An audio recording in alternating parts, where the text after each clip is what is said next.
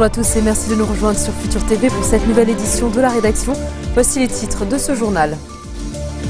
Les chefs d'État de la Ligue arabe d'accord sur le principe de créer une force militaire conjointe, notamment pour combattre les groupes terroristes. Ils veulent également obtenir la reddition des rebelles houthis au Yémen. Les chrétiens du Liban et du monde célèbrent la fête des rameaux qui ouvre la semaine de Pâques. Le pape François demande devant des milliers de fidèles rassemblés place Saint-Pierre de ne pas oublier les chrétiens persécutés. Un brin d'optimisme dans les négociations sur le nucléaire iranien. Les chefs de la diplomatie américaine, française et allemande prolongent leur séjour à Lausanne, signe que les pourparlers sont entrés dans la dernière ligne droite. Et à suivre également dans ce journal, le président tunisien et plusieurs hauts responsables étrangers, dont François Hollande, rejoignent la marche contre le terrorisme organisée à Tunis en réaction à l'attaque contre le musée du Bardo.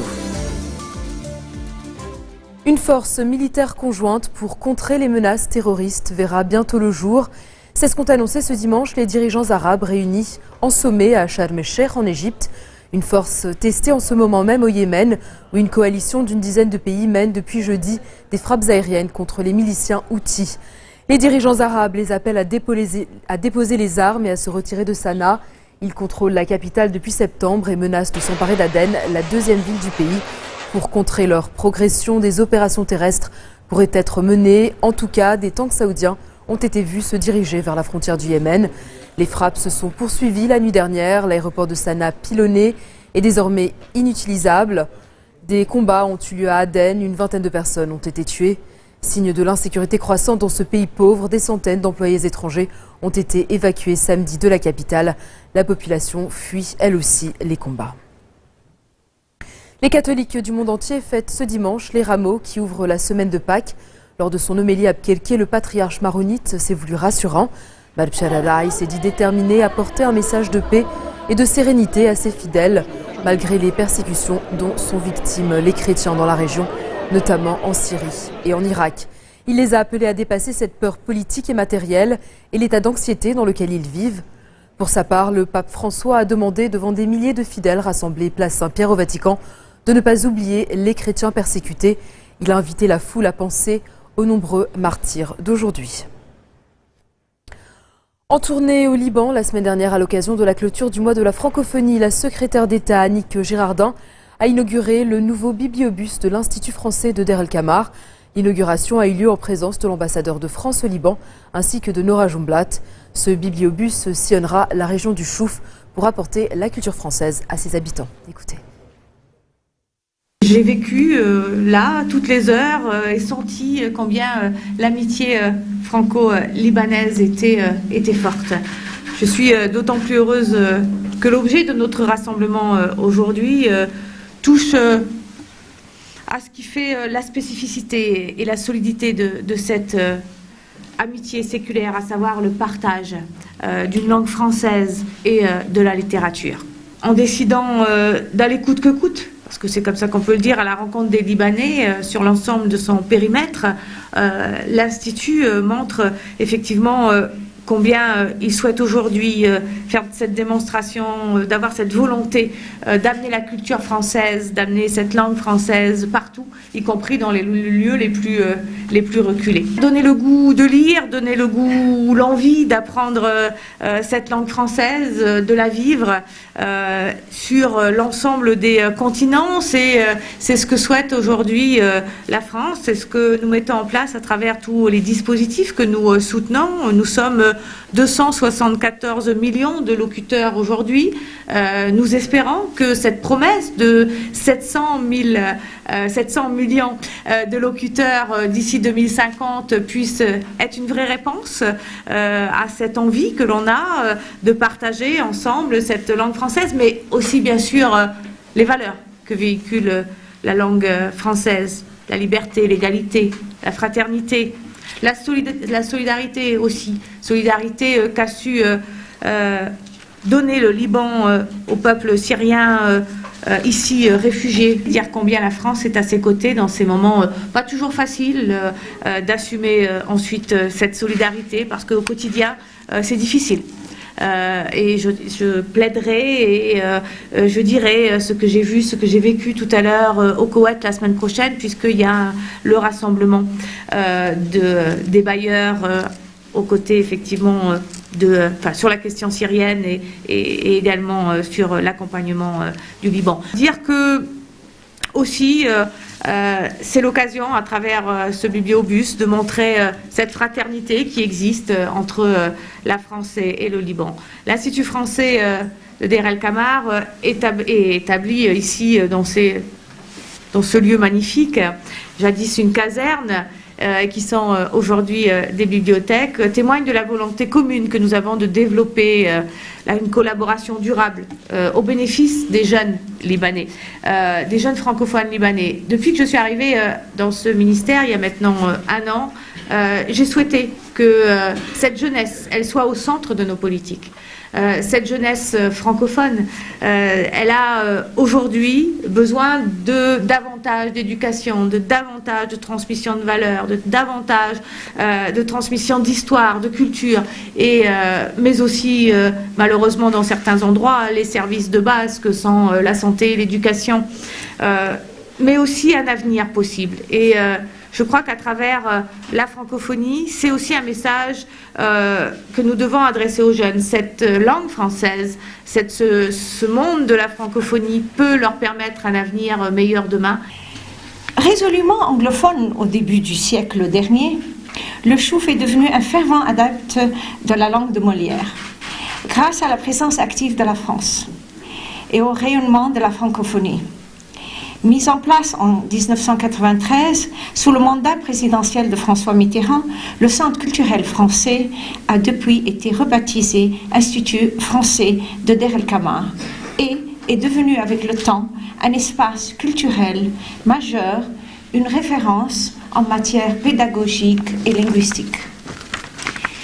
Aujourd'hui, le bibliobus dont nous perpétuons la tradition assure une couverture culturelle française continue jusqu'à dans les plus petits villages.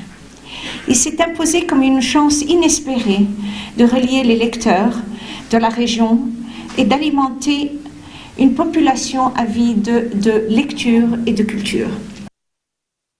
Dans un instant, nous ferons le point sur l'enquête dans le crash de l'avion de la Germanwings. C'est après la pause.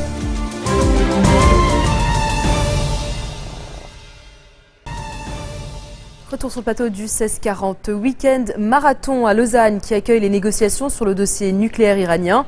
Signe que les pourparlers sont entrés dans la dernière ligne droite. Les chefs de la diplomatie américaine, française et allemande ont décidé de prolonger leur séjour en Suisse. John Kerry était attendu demain à Boston alors que Laurent Fabius et Frank-Walter Steinmeier ont annulé un déplacement au Kazakhstan.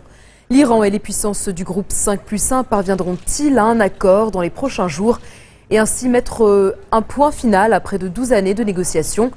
Le chef de la diplomatie iranienne s'est montré optimiste quant à la possibilité de parvenir à une entente d'ici mardi.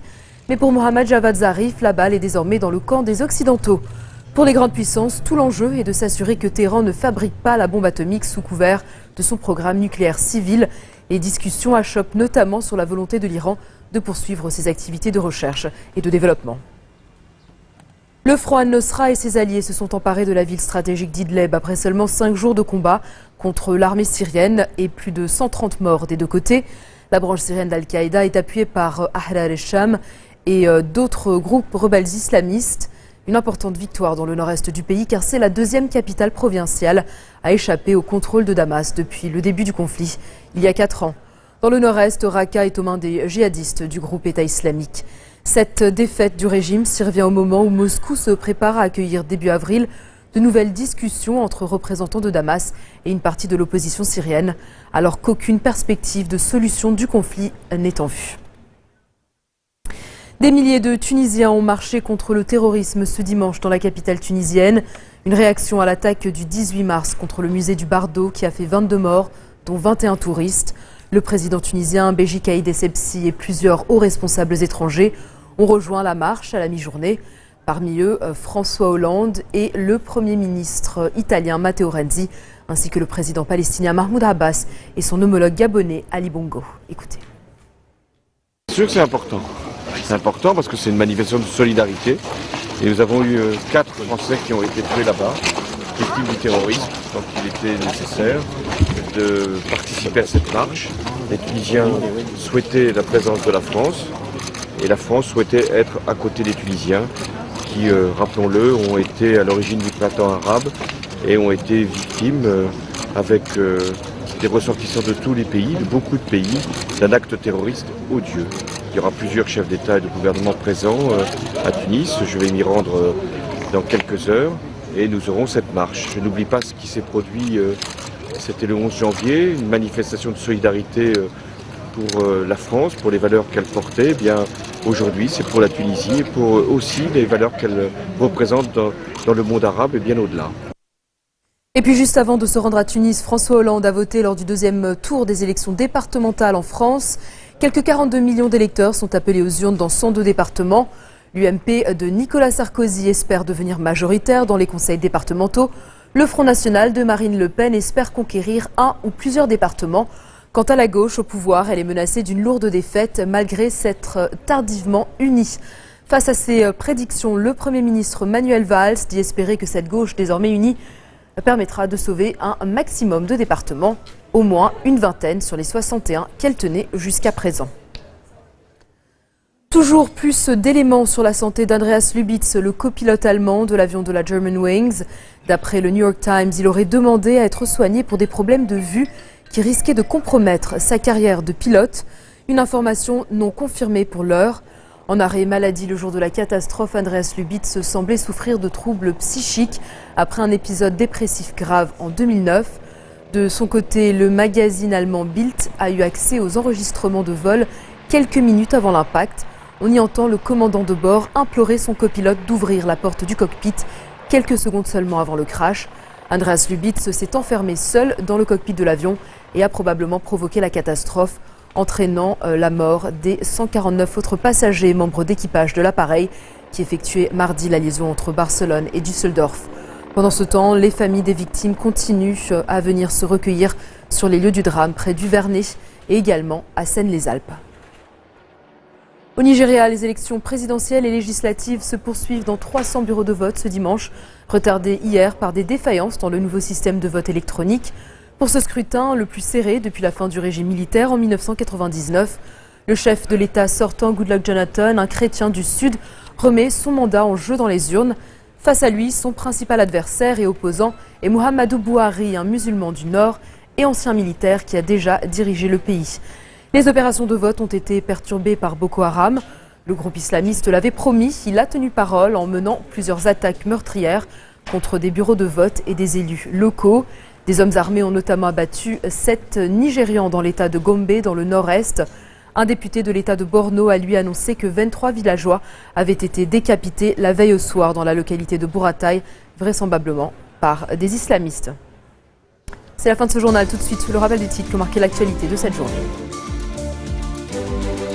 Les chefs d'État de la Ligue arabe d'accord sur le principe de créer une force militaire conjointe, notamment pour combattre les groupes terroristes. Ils veulent également obtenir la reddition des rebelles houthis au Yémen. Les chrétiens du Liban et du monde célèbrent la fête des Rameaux qui ouvre la semaine de Pâques. Le pape François demande devant des milliers de fidèles rassemblés place Saint-Pierre de ne pas oublier les chrétiens persécutés. Un brin d'optimisme dans les négociations sur le nucléaire iranien. Les chefs de la diplomatie américaine, française et allemande prolongent leur séjour à Lausanne, signe que les pourparlers sont entrés dans la dernière ligne droite. Et puis le président tunisien et plusieurs hauts responsables étrangers, dont François Hollande, rejoignent la marche contre le terrorisme organisée à Tunis en réaction à l'attaque contre le musée du Bardo. Merci de votre attention. Retrouvez-nous tous les jours à 16h40 heure de Beyrouth. Vous pouvez également nous suivre en ligne sur notre site web ou en téléchargeant notre application mobile. Très bonne fête des Rameaux à tous et excellente soirée.